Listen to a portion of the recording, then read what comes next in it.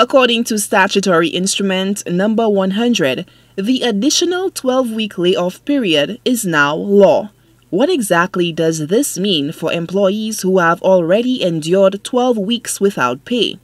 According to Assistant General Secretary, Civil Service Association, Mark Stephen Albertine, the current law is not in keeping with the union's recommendations at a stakeholder virtual meeting with the Labour Minister, Stephenson King. So what we said, let's try to balance that situation. We could agree with the extension. However, we want to ensure that at the end of the first 12 weeks, if the employee decides that he wants to sever the relationship, right, he would go in accordance with the law as it is now to sever the contract, and he'll be paid his severance pay. That was our condition for agreeing with the extension by another 12 weeks. Subsequent dialogue was convened with a smaller group, and Albertine says the CSA came out of that meeting with the understanding that the recommendations would receive due consideration, but this was not the case. However, the law states that the employee may request payments of severance pay during the layoff period.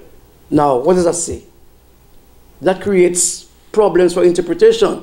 It means we'll have to go to the Labour Department, go to a lawyer. It is not clear.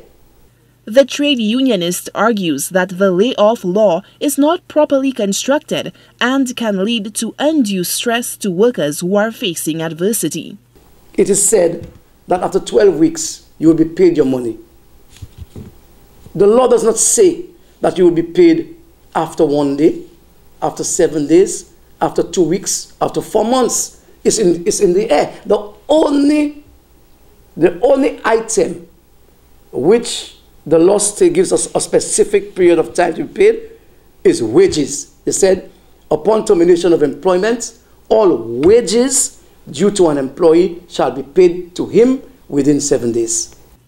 Albertine contends that wages are categorized as regular pay and excludes commissions, overtime, and severance.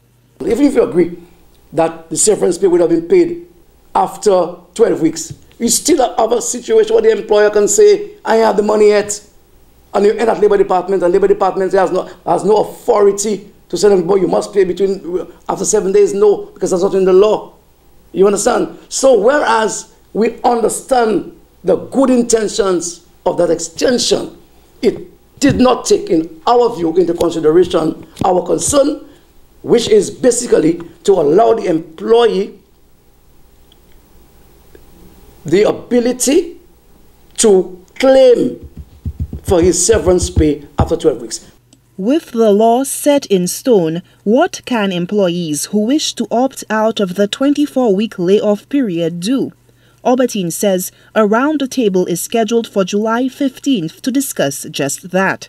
The issue of severance pay after redundancy or termination is not new. A call has come from some quarters for businesses to establish a redundancy fund in the event of closure or liquidation. Solange Alfred, HTS News Force.